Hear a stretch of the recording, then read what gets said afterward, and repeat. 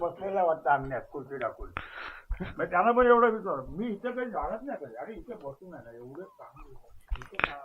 So आता पालखी वगैरे सगळं झालंय, पालखी येऊन गेली, सगळं झालं. आता आम्ही निघायच्या प्लॅनिंगमध्ये आहोत. बॅग लावली परत व्यवस्थित, गाडी पण सेट आहे. गप्पा गोष्टी चालल्या आहेत. एक लास्ट स्टॉप, लास्ट चिटचॅट, आम्ही निघायला मोकळे. पॅकिंग साळेंदरची काय म्हणतात त्याला, साळेंदरचे काटे आहेत ते काय असे ना, ओके. ते आता ह्यांनी घेतलेत. चला चला कडा कडा, कॅरियन कॅरियन. हा माहिती आहे.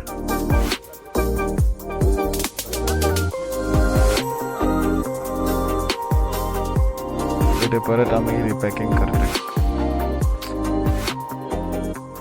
टाइमपास चाललाय नुसता.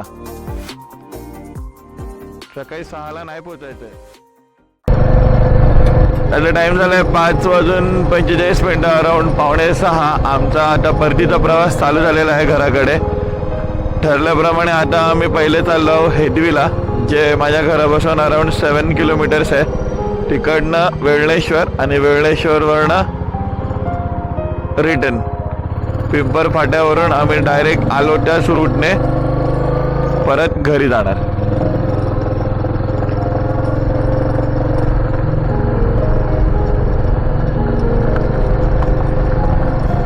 व्ह्यू एन्जॉय करा, रस्ता एन्जॉय करा. रस्त्याला कोण नाहीये, या आपल्याच गावचा रस्ता आहे. इकडनं आहे जागा आपली. तुम्हाला बोललो वरती जागा आहे करून, या साईडला इथे.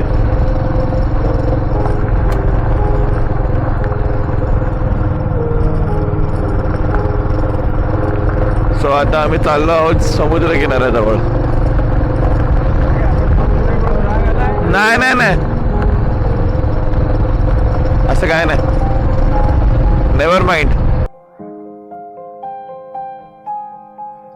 So we are at our first halt, that is Dashabhuja Ganesh Lakshmi in Hedvi. समोर जे तुम्हाला मंदिर दिसतंय ते दशभुजा गणेश लक्ष्मी. दशभुजा म्हणजे 10 हातांचं गणपतीची मूर्ती इथे स्थापन केली. पांढऱ्या शुभ्र रंगाची आहे. फोटोग्राफी अलाउड नसल्यामुळे तुम्ही फक्त बाहेरून अनुभव घ्या. ओके बाईस. सो आमचा 2.0 स्पॉट श्रीदेव वेळणेश्वर, श्रीदेव कालभैरव देवस्थान वेळणेश्वर.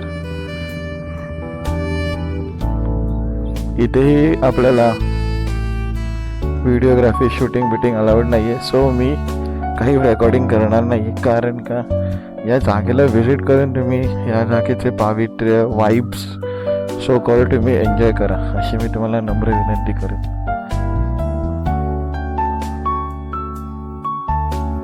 ही दीपमाळ.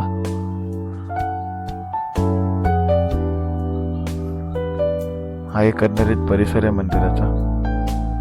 रामेश्वर मंदिराचा जीर्णोद्धार चालू आहे इथे, बांधकाम.